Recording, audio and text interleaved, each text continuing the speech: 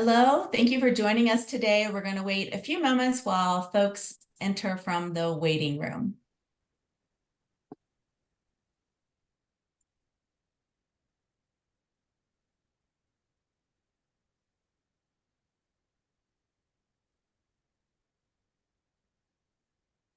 We have a large group today, which is very exciting.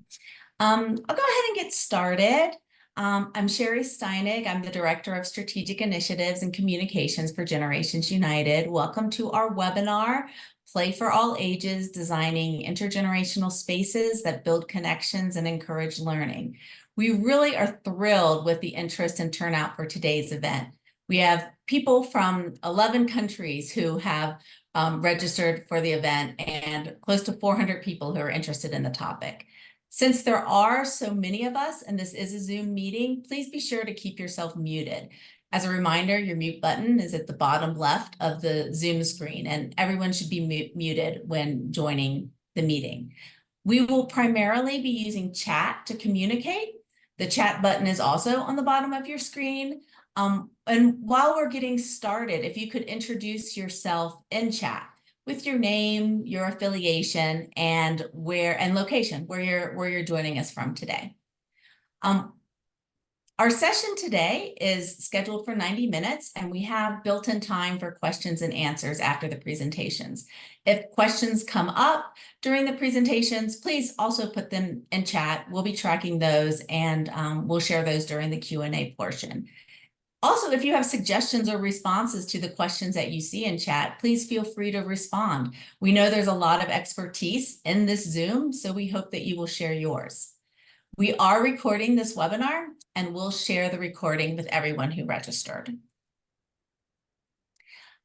Most of you probably know Generations United, but for those of you who don't, Generations United is a national nonprofit that strengthens practices and policies to benefit all generations. Our website, www.gu.org, hosts a database of over 700 intergenerational programs and in-depth information on how to develop and cultivate intergenerational relationships. We also work to build connections among people who are interested and committed to bringing younger and older people together. Today's session is one of these opportunities and is presented as part of our shared site learning network, which is made possible with support from the Eisner Foundation. Recordings and materials from previous meetings where we've covered topics like arts programming, staff training, evaluation, and funding are available at the website. We'll share those links in chat. In addition to these meetings, we have an online toolkit called Sharing Our Space and produce a quarterly newsletter. The next newsletter will be released later this month and will focus on intergenerational play. We're very excited for today's session. We have two amazing presenters and look forward to learning more about how you are creating spaces for intergenerational play. I'm now going to turn it over to my colleague, Nancy Henkin, to lead us through the next steps, the presentations. Thanks, Sherry, and welcome everybody. Again, like Sherry, I am just thrilled that so many people are interested in this topic and are interested in shared sites. So I think we're going to have a really interesting and wonderful 90 minutes.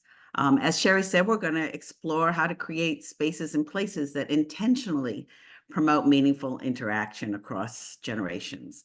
And as you hear about the public spaces that incorporate playful learning into their design and intergenerational play spaces around the country, just think about, how you can use these ideas to create your own intergenerationally enriched environments. Today's presentations complement the work of some of our colleagues. I'm not sure if they're on the webinar or not, but Matt Kaplan, Mariana Sanchez, Leng Tang, and Jaco Hoffman wrote about intergenerational contact zones, which are places for different generations to meet and interact and build relationships. And our spring newsletter will incorporate some of the resources about intergenerational contact zones, but I think there's a really nice convergence between the work that Kathy and Stephanie have done and the work that our colleagues have done around the world. So we're delighted to have these two presenters. I'll introduce them both and then we'll get into their presentations. First, we're going to hear from Kathy Hirsh-Pasek, who's a professor of psychology at Temple University and a senior fellow with the Brookings Institute. She was named, this is so impressive, Kathy, scientific entrepreneur. I love this. Who ever heard of a scientific entrepreneur? But scientific entrepreneur by the American Association of Psychology for her work bridging science and educational impact. She's written 17 books and over 250 publications. She's a very busy lady. And she developed the concept of playful learning landscapes, and she's worked with organizations around the world to implement this work. So I appreciate your spending time with us today, Kathy. Our second presenter is Stephanie Firestone. She is Senior Strategic Policy Advisor for Health and Age-Friendly Communities at AARP. She's a liaison between the World Health Organization's global network of age-friendly cities and AARP's network of age-friendly communities. She also works with the American Planning Association and Global Partners Network to advance the art of planning for an aging society. Before coming to AARP, Stephanie served as Director of Livable Communities at the National Association of Area Agencies on Aging. So we have two people who have a lot of knowledge, a lot of experience, and again, we appreciate your spending time with us. So let's start with Kathy, and then we'll have questions and answers after this. Well, first of all, Nancy, I want to thank you so much for inviting me. What you didn't say is that the way we really know each other is that we're tennis buddies. I mean, come I was on. going to say that, but I thought, well, should I say that or not? Yeah, that's an important part of the bio, I think. And Stephanie, it's been a pleasure getting to know you, and I can't wait to hear what you have to say. So today, I'm going to tell you how I ended up being kind of the rogue scientist who really wants to make sure that the ideas that we know about in science can be used for intergenerational play and intergenerational learning. So today I'm going to talk to you about playful learning landscapes. And this is an idea where we are transforming cities and rural areas into intergenerational spaces that build connections and that encourage learning. So let's get right to it. On the next slide, please. The way we've done our work is through what I call the three-part equation. The first is to find out who's in the community and what ideas do they have and what values do they have. So believe it or not, we've created a kind of game that we play with community members, whether those community members are in a senior living site or in a rec center, and it'd be both the workers in the rec center and the people who use the rec center. And we say, what would you like to see? What would really matter to you? And then we say, okay, given those ideas, how can we superimpose the science on top of those ideas? And the science that we start with is the how of learning, because we know human brains learn best when people are active, not passive, when they're engaged rather than distracted, when something's meaningful to them rather than disjointed, and an important one here, when we're socially interactive rather than solo sitting on a phone or lonely. That connection piece is really important. When there are things that are iterative, such that it changes just a little bit each time you go rather than being the same thing each time you go. And finally, it should be joyful. It should be fun. Who said that adults can't have recess? So we need to build a little bit more recess into all of our lives. And then what are the outcomes? Well, the outcomes come in what we call a breadth of skills approach. And this is as true for young children as it is for me and my friends who are older. First, we need more collaboration in our life. I would say right now, the whole world needs a little bit more collaboration. We need to find opportunities for communicating with each other, with younger people, with older people of all generations. We need to have some content in there so it stimulates our minds. We need to have good critical thinking. We need to exercise our creative innovation and, of course, our confidence to still go out and give it a try, to really persevere, even if we don't get it right the first time. So next slide, please. What I'm about to show you is strongly based by research that we have done and others have done. It's a whole new area for us when psychologists decided we could work with archaeologists and architects. It's been amazing what we've both uncovered and put in the designs. And then what we do is we actually study all these, and they can be expensive things, they can be very cheap things, like all you need is a piece of chalk and a paint board.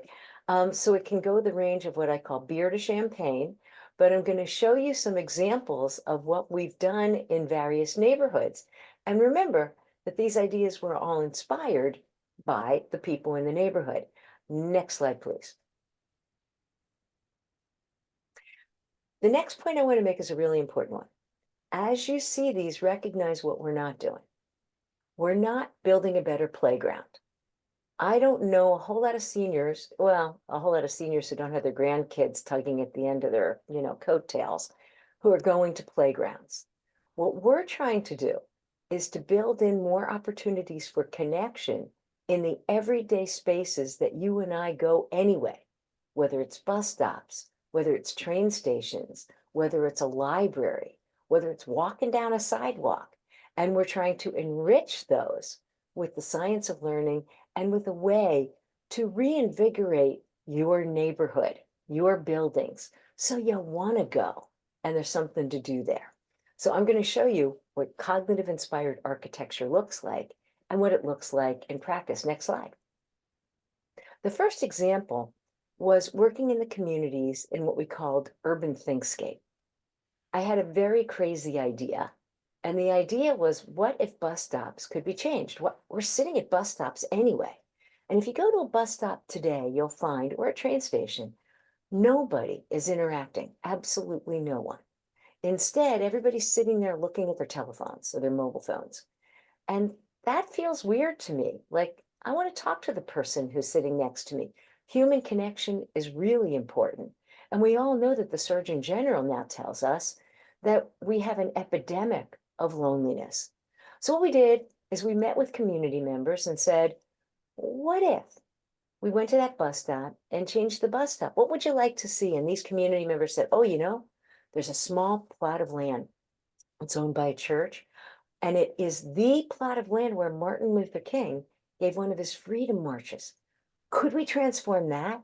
Could we put puzzles and games on that small plot of land? And we thought, why not? Then we fitted it to the psychology of making sure what we did was active, engaged, meaningful, socially interactive, iterative, and joyful. And it was quite intentional. And then we studied it. What did we find? Phones went down. People were talking. Older people were talking to younger people. Younger people were talking to each other. Parents were talking to grandparents. It was unbelievable as everybody did puzzles together. Next example, please. Here, when we went to Santa Ana, we said, wow, we built a bus stop in Philadelphia. And they said, we'd like one too. But we speak Spanish and many of us have come from Mexico. What we'd like is a game that we played when we were kids, a game, Loteria. So with the community, we designed what that bus stop would look like, every single card. And guess who helped us in both of the bus stops? Family members came out of all ages to help build these bus stops. And the consequence of that is that in these public spaces where you used to sit solo and where sometimes you'd see graffiti, there is none anymore because the families in the community own the spaces. Next slide, please. Now, it doesn't have to be bus stops. In a community in North Philadelphia, we actually went into libraries, met with the community and said, what would you like to see? Well, the parents like going to the library and elder people like going to the library, but kids kind of weren't thrilled unless there was library hour. So we started by building a rock climbing wall where the rocks that you climb are letters. And all of a sudden, the kids started spelling words and having more fun when they went to the library. And in the library stacks, we had puzzle pieces, and everybody could take the puzzle pieces out and they could build the seating arrangements that they wanted to see. Notice it's cognitively stimulating, designed by the community with scientists, and it leads to more collaboration, communication, content learning, critical thinking, creativity, and the confidence to really keep on trying till you get it right. Next slide, please. We also, with the Indo-Chinese group in Philadelphia, said, what would you like your library in your neighborhood to look like? Here's another example. It's the tree at Logan Library. And in the back of this tree, you have bookshelves and little nooks where people can sit down and read together. Importantly, we made sure that the nooks weren't just for kids, but if there are elder people or there are family members who come into the library with you, anyone can come in, sit with you, and just read a book to you. How powerful is that? Next slide, please. Then we went on to playgrounds at nursery schools and at Bright Horizons, which is a preschool, where we are asked by the community, wow, can you help the kids learn how to tell a story? Little kids, as you know, are not so great at telling you a story. And if you ask kids when they get home, or a grandparent asks a child, what'd you do in school today? The answer is usually nothing. Well, how could we change that? So what we did is we built a story wheel. On the story wheel, you have 4 different wheels. The first one is the who. Well, what's your character? Spin and find out. Well, you already know. Who puts the who's up? The community members. Then you ask, what's the context? The community members put it in. Then you ask, what's the conflict? The community members put it in. And finally, what's the resolution? Notice we built story structure right into the wheels, and then you get to stand up and tell your story. What you see on the right is our Dance Dance Revolution game. What did we find when we did research in this? It turns out that people of all ages started talking together. They wanted to find out the story too. They all participated. And the same thing with Dance Dance Revolution when they started talking about circles and squares and hearts and diamonds and crosses. Next slide, please. Here in Santa Ana, we put up a mural. Well, you already know who helped design what would go in the mural. We then found a local artist. The local artist represented people who actually lived in the community of all ages and the kind of transport they have in Santa Ana, and we made it an I Spy game.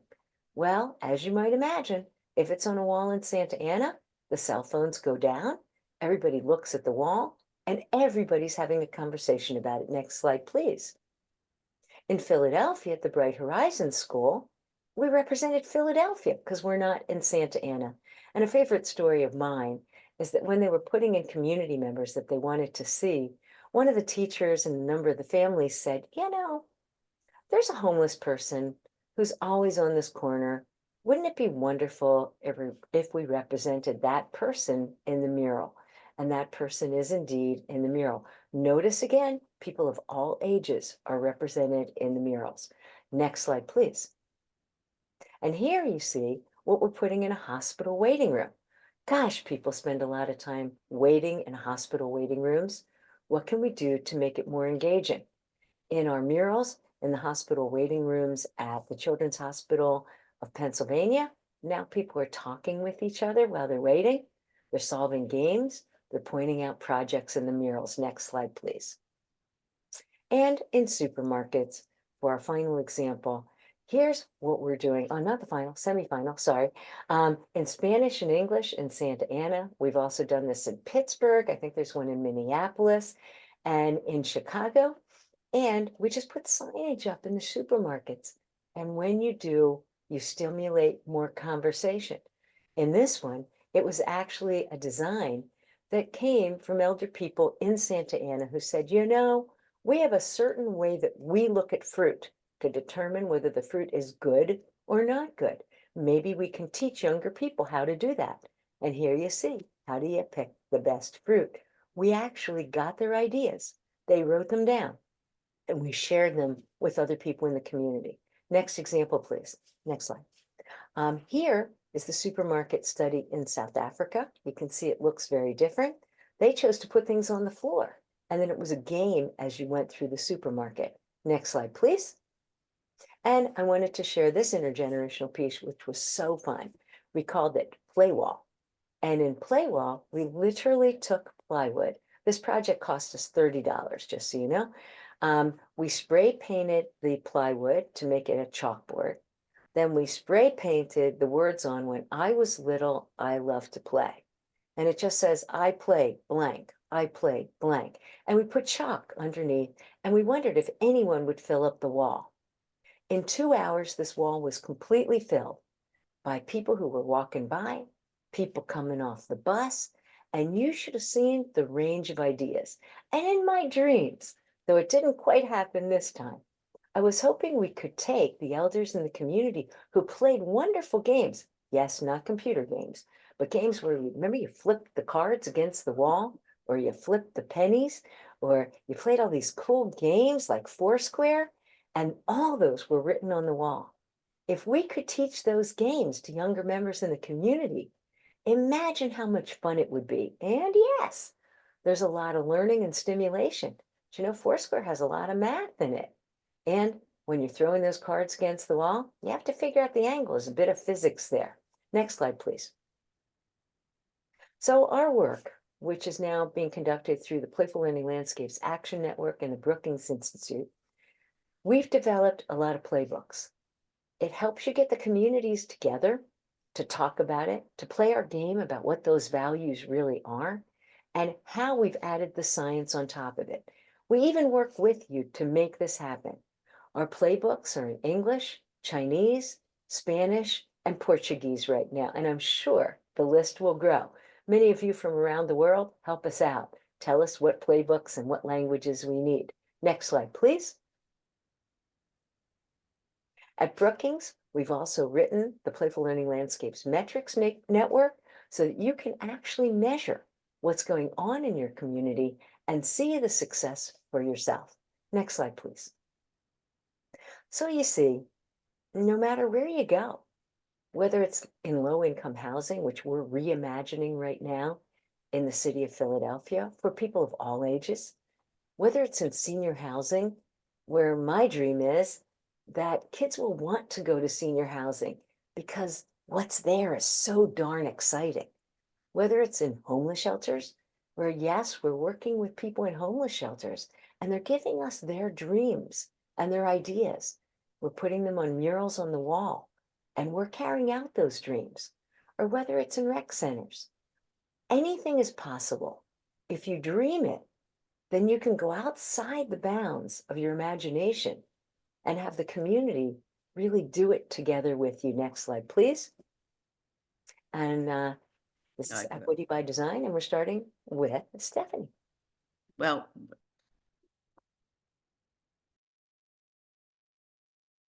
let's see. Am I unmuted? Yes. I want to thank you, Kathy. That was terrific. Not only are you a really terrific tennis player, but this was so impressive. I love all the points. And I know not everybody works in public spaces, but there's so many ideas here that can be implemented in shared spaces, in rec centers, in senior housing, and so many of the people who are participating in this webinar.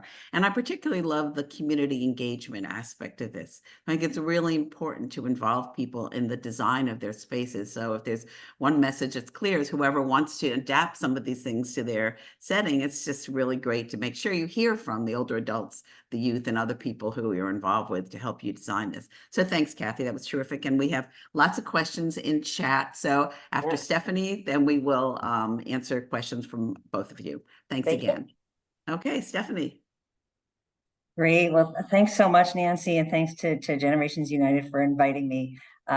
It's great to be here. And Kathy, I just learned so much from you.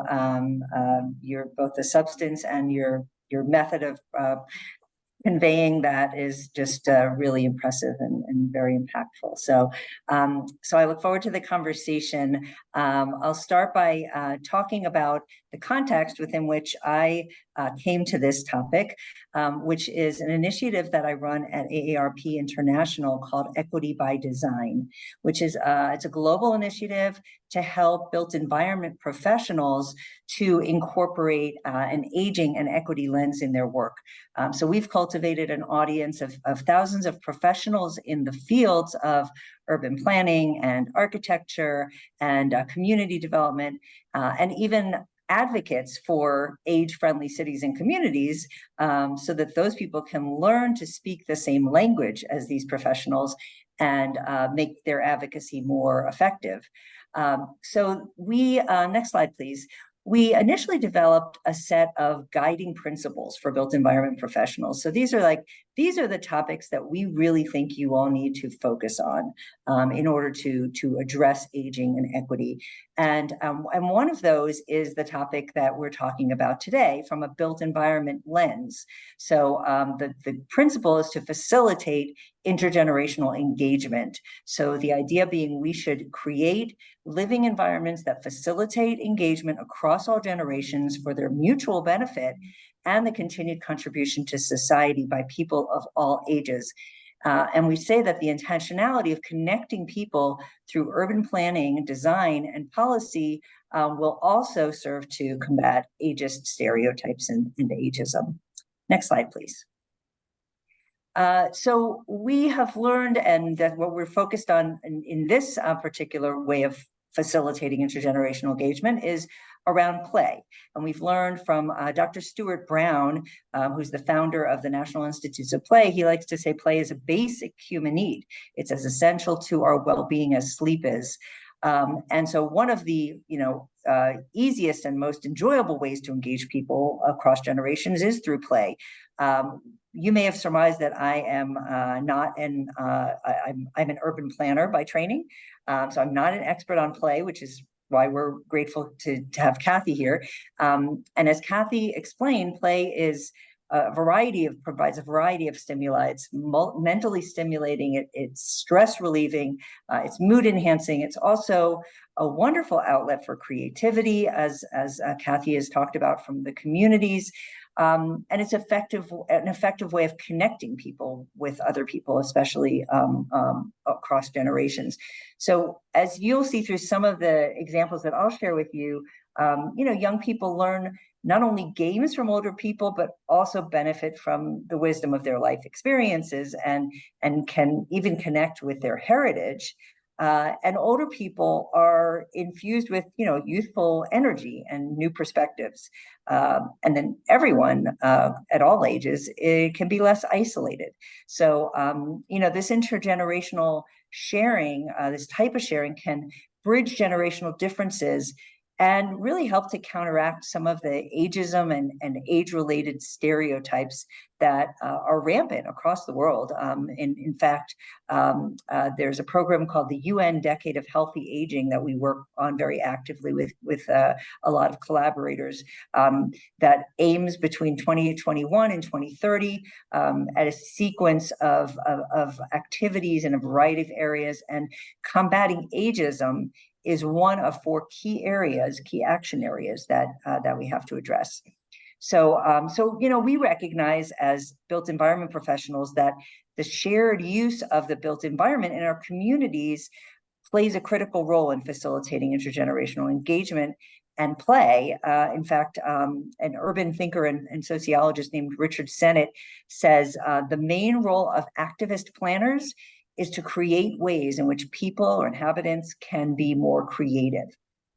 But in order for the spaces to actually facilitate engagement across the generations, they have to first be in locations that people frequent, and they have to include features that create opportunities for meaningful, spontaneous interaction and communication and connection. So play was actually the topic of the first case study that we did under Equity by Design. Next slide, please.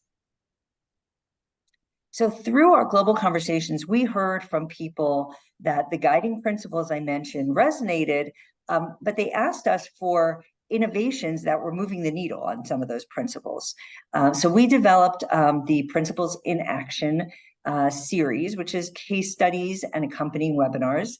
And we present kind of significant gaps in those principles that we want to call to the attention of our global audience. And then we present innovations from around the world that are addressing those gaps in ways that can be replicated. And all of the case studies and the webinar recordings are on our website. You can access the webinar and case study on the topic of intergenerational play spaces, which is the way I learned about what I'm presenting today is through that research. So again, our very first case study, which is in the middle of the page, featured an NGO in Santiago, Chile called Espacio Lúdico, or Playful Spaces. This is a group of city planners who activate citizens to help design and improve public spaces in the broader public realm in their communities. Espacio Ludico works largely in informal cities or vulnerable neighborhoods with lower income families where common areas are often scarce. Their innovation lies in the unique way that they engage people to participate in the planning process, which is through play. So games and other fun activities are their tools for understanding the problems that residents perceive in their communities and then co-designing solutions to address them. Espacio activates different groups within the community and lifts up their voices of, in particular, of the more vulnerable members. They actively kind of level the playing field by providing equal weight to all the inputs in the decision-making process. What they like to say that all are the same in the game. So in 2019, they were contracted to engage residents in a particularly vulnerable social housing neighborhood to improve public spaces that were underutilized and actually dangerous. But when COVID-19 broke out and there was a lockdown, that precluded the kind of physical activation of residents on site, which is their trade. So they needed to innovate. And they did so, a hybrid social innovation, literally out of a box. They created a game that connected people to the project by traveling from house to house throughout the neighborhood. The game traveled with wipes and everything that they needed to do at that time. And the box contained 16 square blocks with different colors that represented 4 characteristics of a public space: social, fun, attractive, and healthy. And so through manipulating the blocks, building them up, connecting them horizontally, aligning their colors, each family articulated its vision for the neighborhood's open spaces. Families then shared their vision using WhatsApp, which is very popular in other places, not necessarily in the United States. They used WhatsApp to send images of their designs, which Espacio then uploaded to a website and YouTube. So in that way, everyone in the community could continue to play the game and follow the process, discussing and debating the proposed ideas. And so, at the neighborhood level, the game became a kind of collective puzzle where each family was helping to construct a community-wide conception of the public spaces. They reached 185 players of all ages, including all of the neighborhood's older residents, most of whom lived alone. So the game actually connected older residents to their neighborhood through collective action and, helped to address their isolation during the pandemic as well. So it just a proof that, through play, we can find ways to start talking, through play, we can dream, through play, we can create community bonding. Next, please. The most common play spaces, as we know, are parks and playgrounds. And I won't spend a lot of time on this, but I did note that, Kathy was talking not about parks and playgrounds, so I'll talk a little bit about it. AARP does has created fitness parks in every one of the states and the territories to bring older people out and into parks and to engage in fitness. And those also are multi-generational. But these are the most common spaces, public spaces that we know for play. Older adults are seen actually with grandchildren in play environments more than ever before. And that is starting to influence future designs that enable access for a whole variety of users. So one way to think about play spaces is to remake typical traditional play equipment. The picture here is the expression swing by a group called Playcore. It has a toddler or a person with a mobility challenge in a swing with a parent or grandparent or another person that has the ability to swing sitting across from them and propelling the pair. And the idea is, this eye-to-eye contact promotes attunement between two individuals as they experience the joy of, the body moving in time and space. There's also, the old-fashioned merry-go-round that many of us played on, which required a step up, but in some places is being installed at the same level as the play environment. It can include seats and benches so older people can also enjoy the spinning motion. Important, really important, and Kathy pointed this out, is soliciting the needs and preferences of all people, including older people, to uncover some priorities that older people have. You know, one of the priorities that we find is design that makes people feel that they belong. So you can do this in a number of ways, even through seating. In addition to just having sufficient and appropriate seating with adequate shade and shelter, some designs actually reverse the seating element from the traditional benches surrounding a play area to putting it in the center. That way, people are actually immersed in the play experience around them rather than merely being observers around the exterior. Older people also express a desire for a sense of safety, which often accrues when a park also attracts younger generations and is filled with people.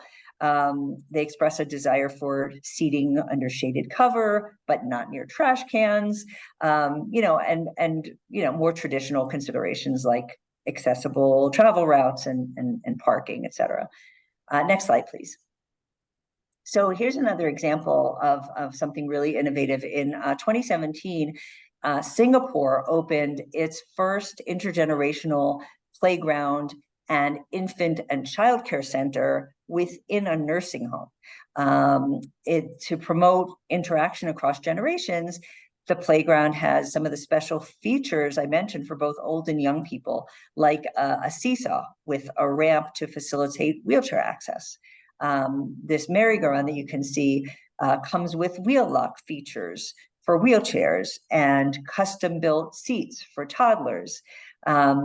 Singapore's Senior Minister of State for Health, Dr. Amy Khor, said at the opening, quoting, "By leveraging the simple yet universal concept of play, we create more opportunities for seniors to gain from the infectious energy of the young, as well as for the young to better understand the seniors who share their community." Next slide, please. In other parts of Asia, there's a real nostalgia for local playground heritage, which I found fascinating. And that's being used as a way to connect the generations. So this example is from Taiwan, where many schools in the 1960s viewed as a part of their cultural heritage these cement slides in the shape of an elephant. Some were at the entrance to a school where they welcomed the children every morning. I saw one picture where you actually had to go onto the slide to get into the gate of the school. A parent who grew up on an elephant slide said, "It is rare to find something that bonds 3 generations so closely in today's society." And another said that without history, there is no story. I hope my son, like me, will have in his memories a playground which always keeps him company and will guard his childhood. And there's one story that I really got a kick out of. One elementary school, the slide no longer met updated safety requirements, so it was sealed off in 2011. The children were so upset that they took it on themselves to investigate and found the manual of safety requirements for children's playgrounds. They took measurements and they realized that the deck around the barrier at the top of the playground slide was not tall enough. So they decided to do something about it, but they said adding another barrier would just be too plain. So the kids came up with the idea to add a baby elephant on top of the slide, and it reopened in 2018. I just love that story. So today, people are calling for the conservation of these early period terrazzo elephant slides. And one woman even started a blog called "In Search of Elephant Friends" to crowdsource all the elephant slides across Taiwan.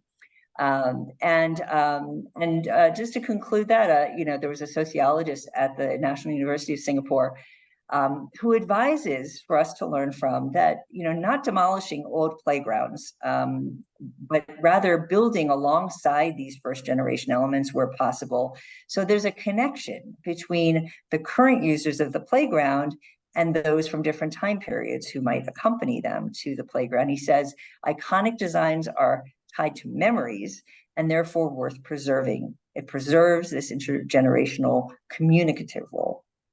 Next slide, please. So in the US, there are a variety of policies and programs in the past, like urban renewal, planning of highways through primarily Black neighborhoods, that not only decimated communities, but also contributed to the lack of play space in many neighborhoods. Initiatives like Playful Learning Landscapes have focused on addressing some of those disparities. This is another nonprofit called Kaboom, which realized at their recent 25th anniversary that in historically disinvested communities, that they focused on individual playgrounds to address true play space inequity. And if they didn't do that, they would never be successful. So they moved from fundraising within one community organization for one playground at a time toward a systems-based approach to addressing inequity. They called it the 25 and 5 program to end play space inequity. They identified 25 community systems that commit to using data to determine where and how to invest, and then driving investments to those communities over a 5-year period. Kaboom works with local partner organizations to promote an asset-based approach that tries to focus on what the community has that they can bring to the table rather than what's lacking. One of those community assets is desire and sweat equity. So every playground is designed by kids, planned by the local community, and installed by volunteers. Next slide, please. So there are a few innovative efforts that are focused on making a critical part of public spaces outside of traditional parks and playgrounds. That's more of what Kathy was talking about, these unexpected play spaces, and the kinds of efforts that PLL is leading in bus stops and laundromats and train stations. And sometimes that's referred to as play everywhere. The idea being to identify spaces where children and families naturally frequent, where they may spend extended periods of time, like waiting for clothes to wash and dry in a laundromat, where there's no childcare, but where children are captive and have little to do. So one of the most common public spaces is right on our doorsteps, the street, right outside many people's homes, a place where perhaps many of us on this call have fond memories of playing, and maybe even bemoan the lesser use of the space for a variety of reasons, including safety. But Play Streets is a great initiative that was started by an organization in the UK called Playing Out, and this idea is spread globally. It promotes the creation of temporary safe play spaces right on people's doorsteps through the idea of streets closed to cars and open to play. So the nonprofit was born from the frustration that land use and traffic and other policy decisions have reduced children's access to streets and public spaces for safe outdoor play. So these play spaces, they cordon off the street. The sessions are held regularly, sometimes once a week, once every 2 weeks, once a month. But that enables people to form ties with neighborhood and with their neighbors and builds community. That regularity, these connections spill over and help community become more inclusive, support more vulnerable neighbors, and reduce loneliness and isolation. So we did a case study on this topic, and in our webinar, we interviewed Professor Alison Stenning, who's a geographer from Newcastle University. She did a study on behalf of this organization Playing Out called Tackling Loneliness Through Resident-Led Play Streets. She said streets where we live are one of the most important spaces in our everyday lives. Streets where we spend time routinely, they're our homes. They have the capacity to build more profound, long-standing relationships, and not only with other people, but with the street itself, to establish feelings of safety and security and connectiveness versus isolation, disconnection, and anxiety. So she called this everyday emotional geographies. And she talked about how these experiences shift and change when we play on our streets. So, what does play do to transform what it feels like to be on our streets and the relationships with people and the spaces, pavement, the animals, the landscape. And since most streets are intergenerational by nature, by definition, because people of different ages often live there, what happens when those people have the opportunity to connect in a space that's familiar to them?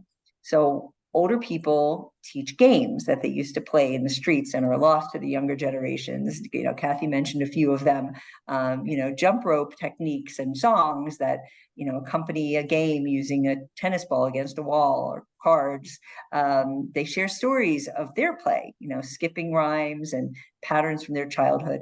And some people on the play streets steward and oversee the closures for children. Some even bring food and feed and water them.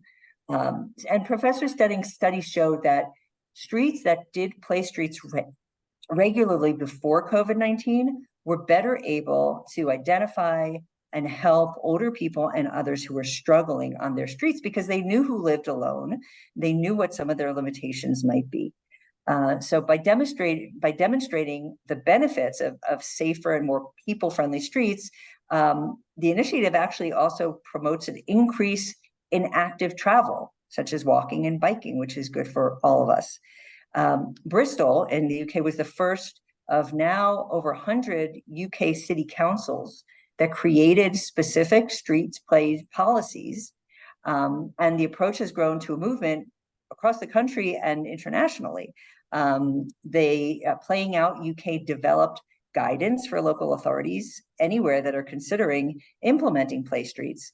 And they also found that the play streets were a stepping stone to greater change, sort of leading calls for greater equity, for parklets, for pop-up spaces on streets, and you know, campaigns for bigger shifts in spaces on streets. Overall, yeah, there's a need to take back much more space in our cities for social spaces, with an emphasis on intergenerational play.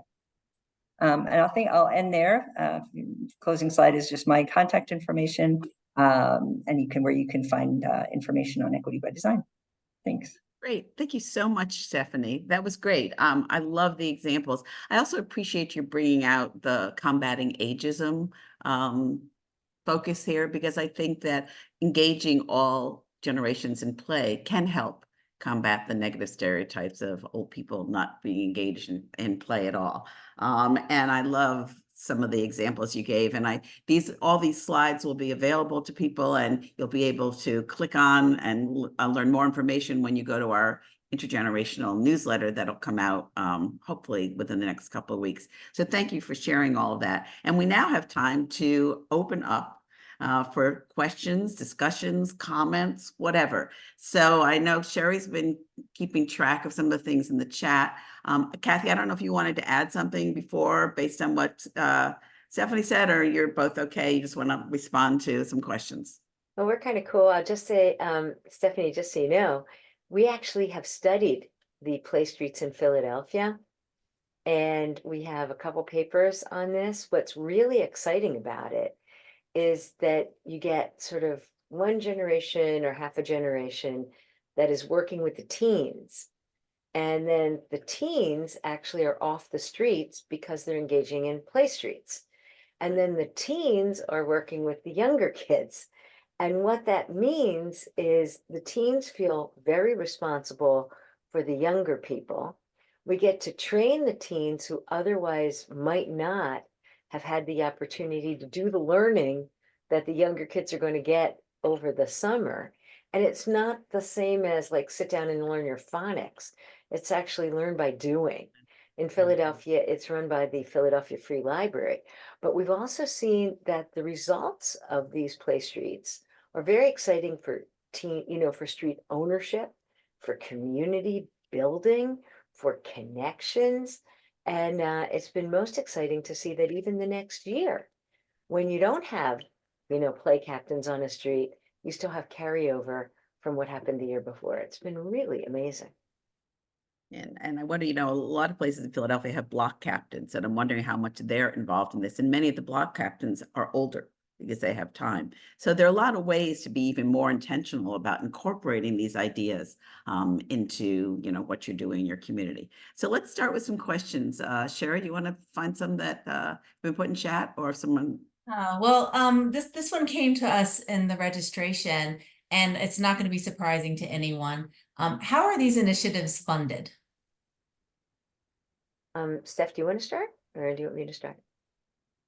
Oh, go ahead. You can start. Sure. Well, I would have to say in so many different ways.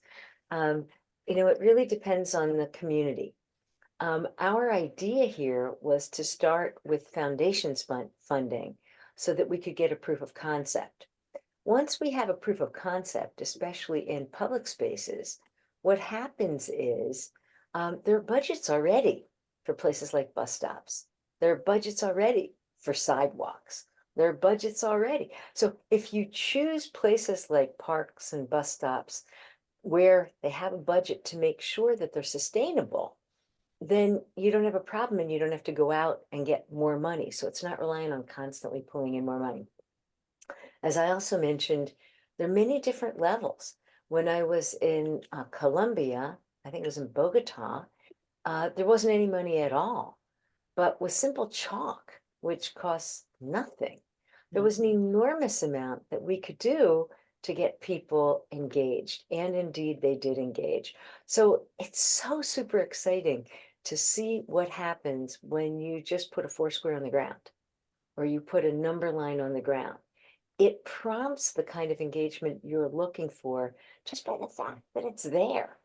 So try it. There's also been, as I say, government funding, foundation funding, and also funding from grants. And I'll just add that, again, older people in the community are and need to be seen as community assets. And many of them have skills that they can bring to making some of this happen, and really reducing costs very significantly, and empowering them and bringing community together in the same way. But beyond that, obviously there are certainly foundation grants. There are nonprofits that are doing this everywhere and are looking for support to do this kind of work. But even within the planning space, planners in city councils and city councils can create programs, just like they can extract benefits from developers as part of developments, and there's no reason that public spaces often are a benefit that they extract from developers. So to have advocate to show up at meetings where development proposals are being discussed and advocate for particular types of community benefits in open spaces that address intergenerational play is something that anyone can do. Great. Thank you both. Sherry. And I think you both have spoken to this somewhat already and given some examples about this, but just again, share ideas of how this works in rural settings where there may not be bus stops or some of those other infrastructure things that not all communities have. It really works anywhere, because remember, we're not asking people to think about what we've already done. We're asking you to dream about what you want in your community. So I don't really care where it is. It worked magnificently in Colombia, where when I walked out of the little area that was, I guess, a child care center, there was an older couple that had bananas on the porch. And if you walk down the little stairs, there were chickens. There were a lot of chickens. And we talked about what we could do with the trees. We talked about how you could put things on the ground. There was dirt down there. What could we do with the dirt? I mean, all you have to do is really imagine. And I really mean this. If you start seeing the world differently than we tend to normally see it, then the possibilities are boundless.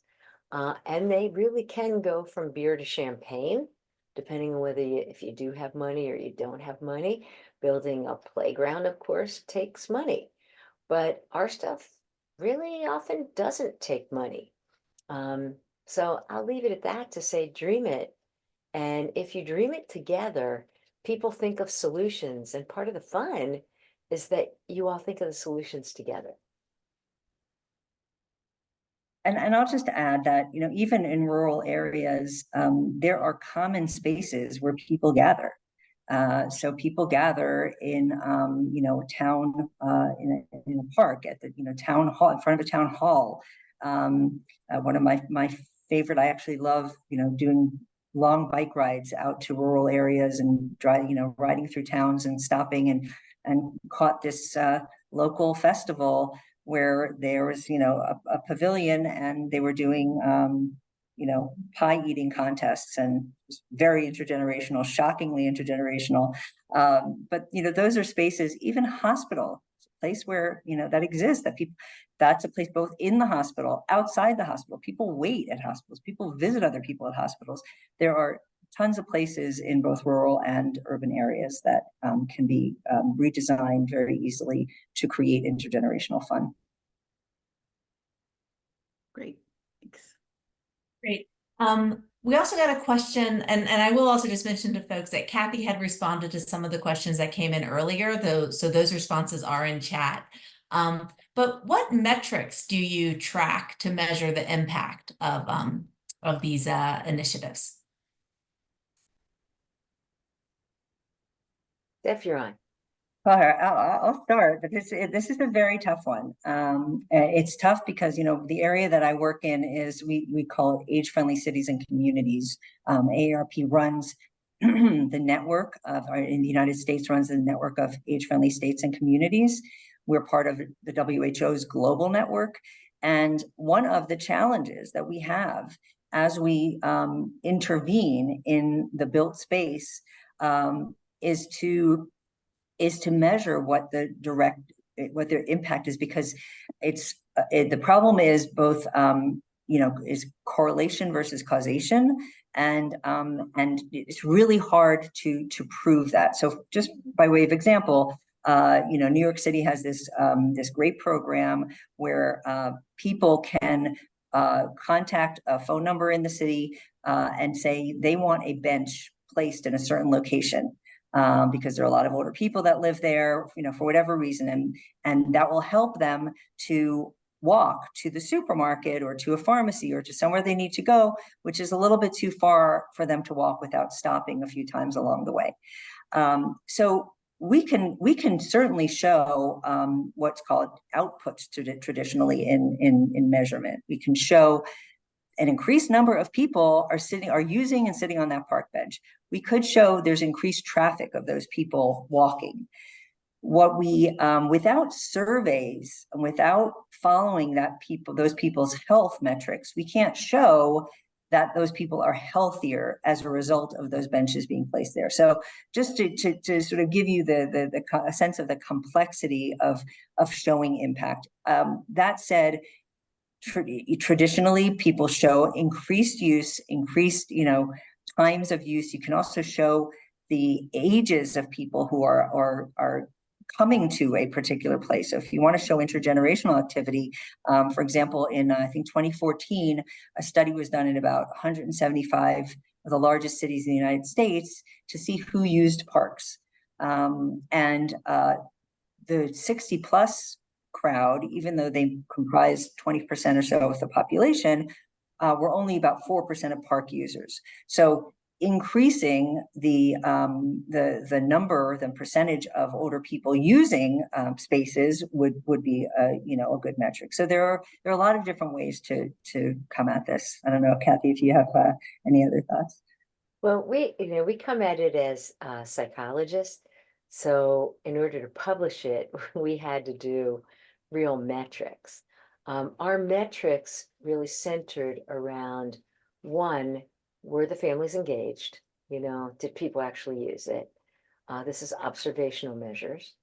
And two, did it look like we were that they were engaged in ways that expressed what we had targeted in the architectural designs, since those designs were quite purposeful. So remember, in what we're doing, it's twofold. One is to engage cross-generationally, and the second is to create cognitive and social stimulation intentionally as we build it into the designs, with the hope that we are driving some stimulation. So it's not just about play, it's about play and conversations around number, language, as you saw in the story, narrative, storytelling, you name it, pattern matching. All these things that can be done with seniors, with juniors, with very young children. And it gives you something to center around.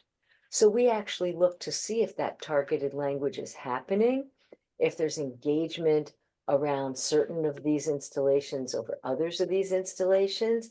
And in some cases, we've actually measured outcomes as well. The outcome piece is a little hard, but for those of you who are interested, on the website that I'll put out there, playfullearninglandscapes.com, you can actually look at all of the published papers that we have done. Mostly it's been with younger kids, but there's no reason not to extend it to whatever folks and older people and families that are in the environment.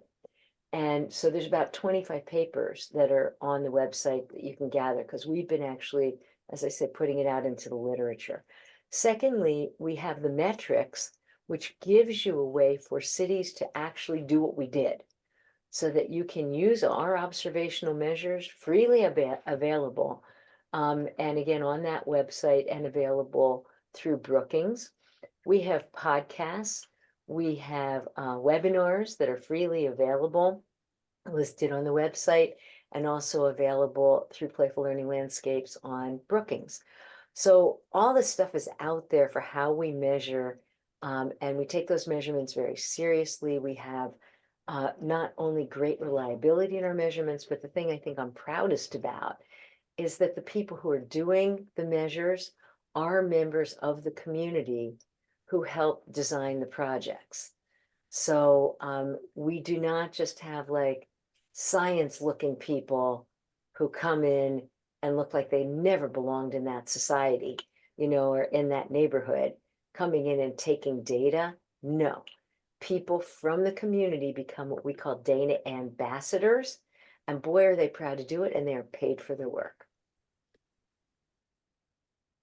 This is great. I know we have some researchers on the webinar who are probably very interested in this. And I'm wondering, have you done any research on looking at just again, intergenerational connections, or is this a possibility? So not only, have they enhanced their learning, but are people talking more? And since some of the people on this call run shared sites or in rec centers, actually observing, is there more interaction? Yes. And do relationships form because of the design? Yes, I think that I can answer immediately. That's one of the things that we have been looking for. So just as an example, in the installations that you saw that we put in the Bright Horizons School, our papers are just being written up now. On the playground, the teachers sometimes would, kind of hang at one corner, just make sure the kids were safe, and the kids went out and did their thing. It was a totally different story once we put these installations in. Teachers, who could be anywhere from older people to, younger teachers, would go over and have conversations. They wanted to hear the stories. They built the stories with the kids. Every single installation we have done, we have seen more intergenerational conversations. And we think that's one of the big powers, is the connectivity that happens in these spaces. And it reinvents the space as a space that would have more connectivity. So yes, that is measurable. Because I came at this and this idea, and believe me when I tell you, Nance, this was rogue for a psychologist, like somewhere out in the stratosphere. And I remember for Urban Thinkscape, when we first started doing the bus stop, a student of mine, postdoc of mine, named Brenna Hossinger-Doss, now at Pace University, says to me, so what do you think? The Night City Foundation said they're doing this thing with city design, architectural city design. Do you think it only takes a paragraph? Should we write this paragraph? So I said, what could it hurt? You know, write the paragraph. So she writes the paragraph, and I forgot about it. You know, it was like a cool idea. We were done with it. And 6 months later, we find out we're one of the semifinalists. All of a sudden, it strikes me, I'm in trouble. I'm like, I'm a kid researcher. I'm a developmental psychologist. Like once you're, 10 or 12, you're in the geriatric set in my world. So I'm like, what do we do now? Like, what if we have to like worry about curb height? I don't know anything about this stuff. So I called a local funding agency and I said, what do we do? What do we do? I'm in real trouble. And he said, well, what's your problem? Why did you rush down town to meet with us? I said, you have no idea. I'm a semifinalist for this grant. And they said, we consider that wonderful. I said, well, you might consider it wonderful, but I don't know anything about getting permits. I don't know anything about this. So what I've tried to do, I don't even know that this makes sense in this context, is stay a little bit in my lane we know we're looking for interaction between adults and children, but we haven't paid attention to the age of those adults in the work that we've done so far, because it's just too far away from what we've published on for my students to be able to publish in that. But right now on the docket is, I told you, we're working in low-income housing. Again, it's intergenerational, and the things that we'll put in are intergenerational. And we're talking about approaching zoos. In fact, my meeting with the zoo again is tomorrow, where we have 3 zoos around the country that are interested in working with us to see if we can change the experience of a zoo. And in zoos, families take kids to zoos all the time, but it doesn't just have to be about, looking at animals. It can be about a learning experience for grandparents and their kids as they go through the zoo. So there's so much that can be done. And I think our job of all of you on the call is together, let's dream, about how to harness that. Great. Thanks, Kathy. Sherry, we have some other questions. And I think you started to share some resources. Someone asked if there are materials that you know of that they can submit to city council or planning boards for consideration to do this. Sounds like both of the websites that you've shared have some of those tools on there. Everything for us is freely available. The metric, the examples in all these different languages. Our website has examples. And again, this is just a snippet of what can be done. And I'll just put one of the people direct messaged me, so I'll put the playing out guidance for councils about play streets. Also, I just put into the chat for everyone. I also want to go, Joyce has raised her hand with a question. So I want to go to hear somebody. Great. Yes, go to Joyce. Well, it's my school teacher background that has me raising my hand.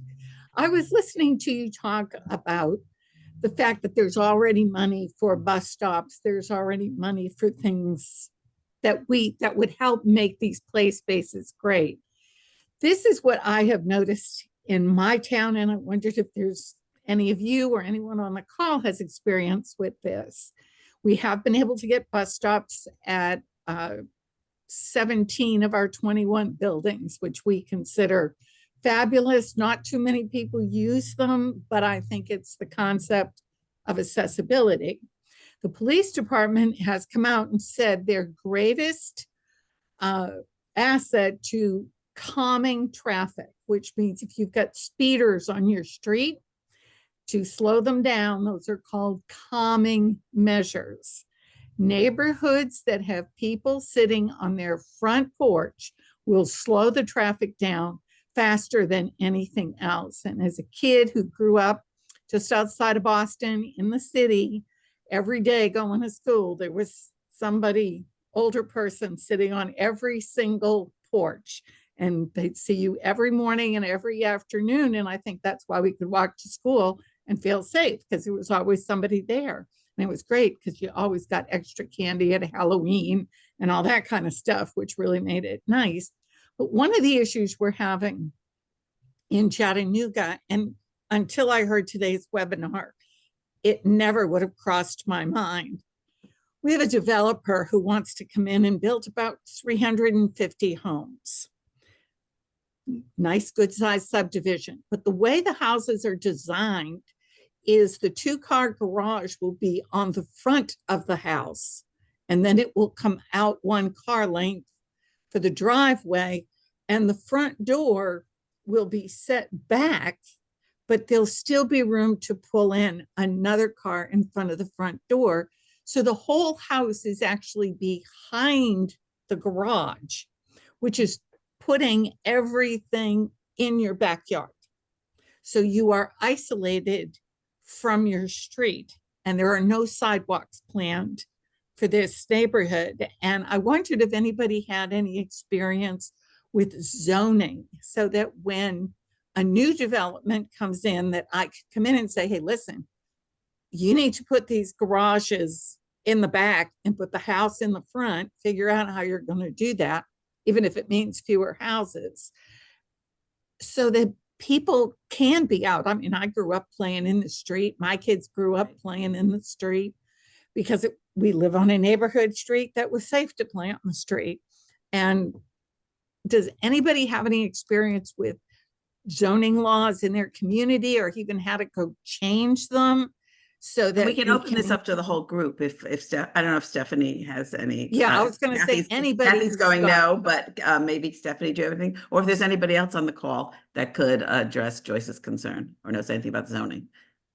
Yeah, I mean, I'll just say, I mean, it doesn't sound like a zoning issue to me, but it is, you know, going back to, you know, the penultimate popular planner, Jane Jacobs, who talked about eyes on the street. You know, you can't have eyes on the street if you don't have windows facing it. So I think it's a community education and a you know, council education, you know, getting the community to understand. And there are, you know, there are workshops, charrettes, a variety of types of community education and engagement around design that can then influence, you know, what the council will, or the planning department will approve. So, you know, but I don't think it's a zoning issue per se. But we do have to raise awareness of planners and developers about the importance of connection and community, the importance of people belonging. And it's not just about putting the built environment in. It's like, what impact is that going to have on the community? And I think there isn't enough of this. And a lot of my favorite word is intentionality. And I think both Kathy and Stephanie talked about, you know, we have to be intentional about some of the decisions that are made and try to impact the people who make these decisions to help them understand why, you know, connecting people at different ages is important. Yeah, Stephanie, the reason I'm sorry, is the reason I brought up zoning is this development with the garages in the front requires a zoning change, because the zoning says the living space must face the street. So they've got to change the zoning for these 350 houses to put the garage in front of the house. Okay. So well, that's already an obstacle. Yeah. That's already an obstacle, and you can, you know, to bring the community along to weigh in on that. Yeah, So we need to So go back to front porches instead of back decks. Right, the old front porches. Other comments? I see Sandy. yeah, I was going to just suggest the contact regional planning. It doesn't sound like much of a zoning issue to me either, but I would certainly start with contacting the regional planning department in your local community. Great, thanks. Other questions? We have a few more minutes and we want to be able to take advantage of Stephanie and Kathy. Yeah, there were a couple that I wanted to pose. Someone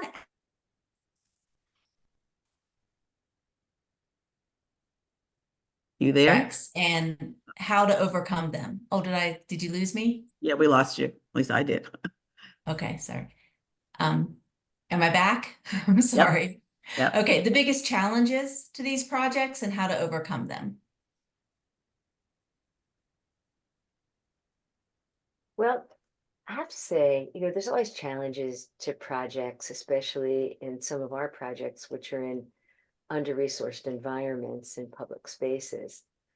But, other than challenges like the cities move slower than we do, or the town council hasn't met yet, or things like that, understaffing at the Parks Department, people have been really very positive about these projects, more so than I had even imagined would happen. The conversations kind of go something like this after they've seen them. Oh my gosh, my grandmother should have thought of that. Or in one area, I remember the community saying, thank you, thank you. In my community, people always are headed out of the community rather than wanting to come into the community. Not only did you give us a space to connect, but you gave us a way to help our children, to have different community members meet each other and make our community beautiful. Another example is that, and this is a crazy one, but it comes from Minnesota, not our group, but another group pulled this out, and it was just remarkable to me. So it turned out this rather dangerous corner, I think it was Minneapolis, and the gangs started gathering on this corner. I kid you not, when I give this example, I heard this in a talk and I thought, brilliant. And what they did is the barbershop that didn't want to lose business because it turned out that there were gangs on the street outside the barbershop, is he put out, ready, a bubble machine. And when the bubble machine went out, what happened is the gangs were embarrassed to be associated with a bubble machine, which was too kid-like. And so they dispersed to another corner. The same is true with our projects. When you beautify things and you open them up to intergenerational activity, the whole nature of the space changes. And you have to program it. It just kind of happens. And things that we didn't, expect, I guess it's a little of a challenge just because we didn't expect it. We hadn't built the stuff for it. But one of our things was like kind of walking slopes with icons, and you could tell stories in different ways. Really cool design our architect came up with. But a lot of the kids, the tweens in the area, realized that they could then use it for skateboarding. And so what happened is the kids and parents were there when they went to school. And then after school, there was like a period of time when the tweens used it for skateboarding. But what's never happened there is that space has never become like a drug space. It's a perfect, and by the way, it's been up for 6 years. That's like unbelievable. There's not an ounce of graffiti, nothing. And we think it's because the community owns it, the community cares about it. And by gosh, here you have something that beautifies rather than tearing down. And that makes what I call the new public square, the new piazza. And if we can create new public squares that are also stimulating, where there's stuff to do, how cool is that? Stephanie, do you want to add something? Yeah, I mean, I'll just add, I think part of it is two things. Part of it is looking for opportunities that are increasingly opening. So HUD, the U.S. Department of Housing and Urban Development, has Section 202 housing for older people. They recently, I think last year, they published for the first time, and they hardly got any applications, but they have funding that they're now letting developers avail themselves to, or letting Section 202 housing to support creating more intergenerational living within those spaces. So this could be a part of that. This that you can apply for. So there are those kinds of opportunities for supporting this kind of work at a variety of levels. And then in a very different tangent, I'll just say that I think a big part of the challenge is people don't really think about older people playing. I think a part of the challenge is going back to my original comments around ageism. We don't think of ourselves as wanting to, having the need to, benefiting tremendously from play. And so, and I'm working on this very much in my own life. And I think, the idea that play is rejuvenating, play has all these benefits. And that we should try to incorporate it into our everyday lives. And that's a mentality as opposed to, just when we go on vacation for 2 weeks a year. I have one other challenge that I wanted to mention, and that was that I've seen sometimes in rec centers or libraries or places that they're intended for all ages, but often there's a little bit of a power struggle between who gets to use the space. And I don't know if either of you have seen that or not, but I think that takes negotiation, and it takes helping people look at the big vision to get there. But, I've heard, in some senior centers, this is for us, it's a senior center, it's not for an after school program, or in a rec center, this is for youth in the afternoon, not older people. So I wonder if either of you have seen anything like that, or anybody else. And I think it's something we have to pay attention to, because it's there. There are, sometimes there can be a conflict, but again, how do we get around that and get people to see the ultimate vision? Yeah, I suspect it's about having the conversation, Yeah. showing what is possible. I mean, in my work, most of what I see in the world is that people are not visionaries. People I don't agree. see possibilities. Possibilities, right? And when we help show them what is possible, all of a sudden they start thinking differently. I talk about it as changing the lens. And once they start seeing it, it's incredible. I've done some workshops with people where you start out and you show like a bucket and a pail, and you say like, what do you see? And they say, oh, it's a bucket and a pail. And you say, oh, that's interesting. I see mathematics. I see sandcastles. So once you, once you start seeing it, it's really possible. And I think the other message, but you know this field better than I, so I concede to you, Nancy and Stephanie and the team here. The other really important message is that we will be healthier as older adults if we play more, and we will move more. We will be more socially connected in the piazza of people. We tend sometimes to isolate ourselves and to say that we feel safer that way, and we put guardrails up, and that only makes us lonelier. And I believe isolation is the curse of our time. Yes. Isolation and lack of social connection makes a life less meaningful. So I would, I guess, encourage all of us, as I said before, to start a movement that would be for a little more recess in all of our lives, and to not take over the kid spaces so it's ours.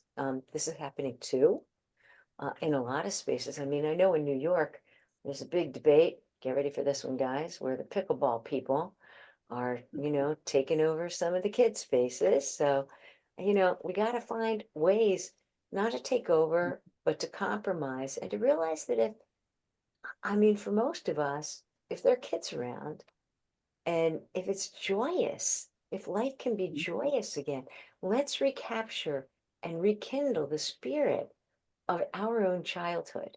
It'll be a lot healthier for all of us. Great words of wisdom, old Kathy. Aging Kathy, we're all aging. Sherry? I was going to say, so I think we've already kind of touched upon, there's a couple of very specific questions in there about like theories, that I don't know if it's sort of that maybe we can respond to, in chat or afterwards. And then I think we were just kind of talking about the concept of there's a sense of a fear of engagement, that this isolation that people have. And And you know, sort of what I've learned from these presentations today is that we can create spaces that sort of encourage that engagement and help people break down those any fears they might have of people of different generations or differences of things like that. I don't know if there are any other, I mean, you can obviously add anything to that. I just sort of thought you guys kind of responded to that somewhat in your comments. If there are any, I don't know if there are any other questions or if anyone hands up.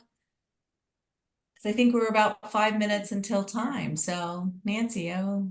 Yeah, I was going to say, I've really enjoyed this. And thank you so much, Kathy and Stephanie. I think it gives us a different perspective on the work we're doing, intergenerational context zones, intergenerational connection. And, you know, we really are encouraging people to think about shared sites, think about how do you share space and how do you build a sense of belonging in communities, and everything you just said, Kathy, about, you know, having recess and enjoyment. And, you know, life is short and times are tough. And I think particularly in these days, we need to find opportunities to be joyous, to connect with each other, and to just, you know, feel fulfilled in life. And I think what you've talked about today are strategies for us to move toward that vision of a fulfilled, connected life.